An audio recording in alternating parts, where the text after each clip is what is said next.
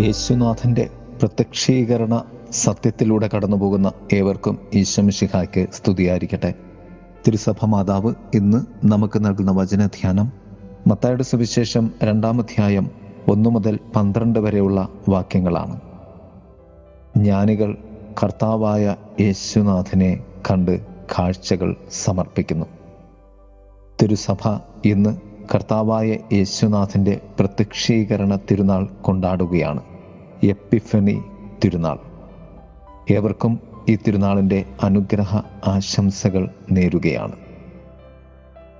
കത്തോലിക്ക തിരുസഭയുടെ ക്രിസ്തുമസ് ആഘോഷങ്ങളുടെ പരിസമാപ്തിയാണ് പ്രത്യക്ഷീകരണ തിരുനാൾ. 5 സത്യങ്ങളാണ് സുവിശേഷത്തിന് നിദാനമായി നിലകൊള്ളുന്നത്.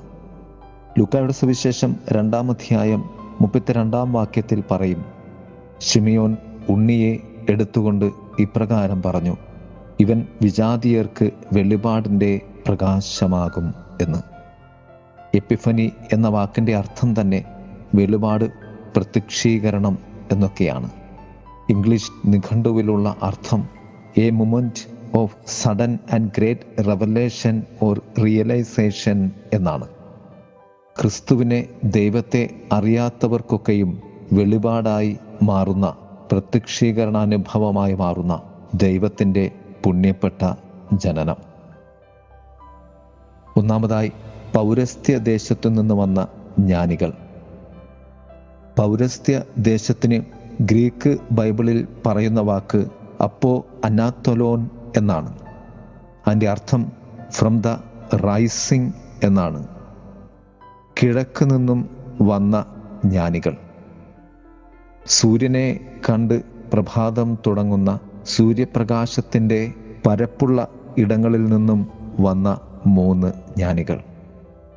ക്രിസ്തുവാകുന്ന ലോകം മുഴുവനും പ്രകാശം പരത്തുന്ന സ്വർഗീയ നക്ഷത്രത്തിൻ്റെ അരികിലേക്ക് കടന്നു വരുവാൻ നിനക്കുണ്ടാകേണ്ട ഈ ലോകത്തിൻ്റെ ദിവ്യമായ പ്രകാശത്തെ പ്രതിനിധാനം ചെയ്യുന്നതാണ് കിഴക്ക് നിന്നും വന്ന ജ്ഞാനികൾ, അഥവാ ഉദയസൂര്യൻ്റെ ദിശയിൽ നിന്നും വന്ന ഈ ജ്ഞാനികൾ.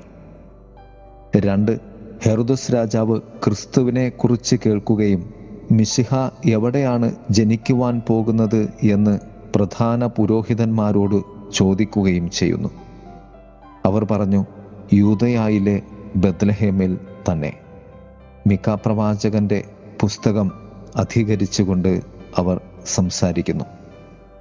ഹെറോദസ് രാജാവ് തൻ്റെ അധികാരത്തെ സംരക്ഷിക്കുവാൻ വേണ്ടിയാണ് ഈ അന്വേഷണം നടത്തുന്നത്.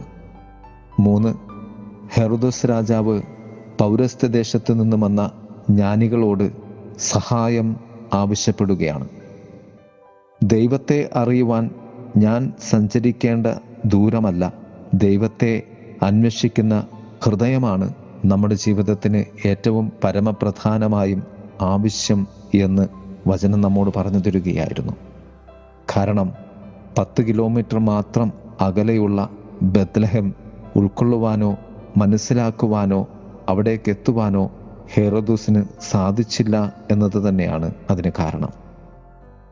ബുദ്ധിപരമായ രീതിയിൽ ക്രിസ്തുവിനെ അറിയുവാൻ ഹെറോദോസ് ആഗ്രഹിച്ചു. അരികെ ജനിച്ച മിശിഹായെ അവന് കണ്ടെത്താൻ സാധിച്ചില്ല. 4, ജ്ഞാനികൾ നക്ഷത്രത്തിൻ്റെ വഴിയെ യാത്ര തുടരുന്നു.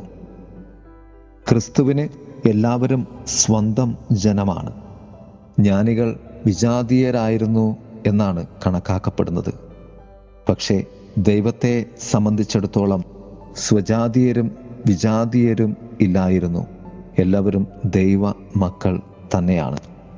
അതാണ് ജ്ഞാനികൾ കണ്ട നക്ഷത്രത്തിൻ്റെ സന്ദേശം. നീ ദൈവത്തെ ആത്മാർത്ഥമായി ആഗ്രഹിച്ചാൽ ദൈവം നിനക്ക് വഴികാട്ടിയായി നക്ഷത്രത്തെ തരും. 5, യേശുവിനെ അവൻ്റെ അമ്മയോടുകൂടി കാണുകയും അവരുടെ സമ്മാനം മിശിഹായ്ക്ക് സമർപ്പിക്കുകയും ചെയ്യുന്നു. ലോകം മുഴുവൻ നിറഞ്ഞു നിൽക്കുന്ന ആത്മീയ നവജനനമായി മിശിഹായുടെ ജനനം മാറുന്നു. സ്വർണവും കുന്തിരിക്കവും മീറയും അവർ കാഴ്ചവെക്കുന്നു. സ്വർണം എന്നത് യേശുവിൽ ഉള്ള രാജത്വത്തെയാണ് സൂചിപ്പിക്കുന്നത്. കുന്തിരിക്കം മിശിഹായിൽ ഉള്ള ദൈവീകതയെ സൂചിപ്പിക്കുന്നു. മീറ എന്നത് മൃതശരീരത്തെ പൂശുന്നതാണ്. ക്രിസ്തു അനുഭവിക്കേണ്ടി വരുന്ന സഹനത്തെയും മരണത്തെയും അത് സൂചിപ്പിക്കുന്നു. ഒന്നാം വായനയിൽ യെശയ്യാ പ്രവാചകന്റെ പുസ്തകം 60-ാം അധ്യായത്തിൽ പറയും, സമുദ്രത്തിലെ സമ്പത്ത് എൻ്റെ അടുക്കൽ കൊണ്ടുവരികയും ജനതകളുടെ ധനം നിനക്ക് ലഭിക്കുകയും ചെയ്യുമ്പോൾ നിന്റെ ഹൃദയം ആനന്ദ പുളകിതമാകുമെന്ന്. ദൈവത്തിന് നാം സമർപ്പിക്കേണ്ട നമ്മുടെ സമ്പത്തും അതുവഴി ദൈവത്തിൻ്റെ ആനന്ദത്തിലേക്ക് നാം കടന്നു വരേണ്ടതും ഉണ്ട് എന്ന സത്യമാണ് ഈ വചനം നമ്മെ ഓർമ്മപ്പെടുത്തുന്നത്. നമുക്കുള്ളതിനെ ദൈവത്തിലേക്ക് നമുക്ക് സമർപ്പിച്ചുകൊണ്ട് ദൈവിക ആനന്ദം സ്വന്തമാക്കുവാൻ നമുക്ക് ആകണം. പ്രിയമുള്ളവരെ, ഏവർക്കും പ്രത്യക്ഷീകരണ തിരുനാളിൻ്റെ അനുഗ്രഹ ആശംസകൾ നേരുന്നു. ആമേൻ.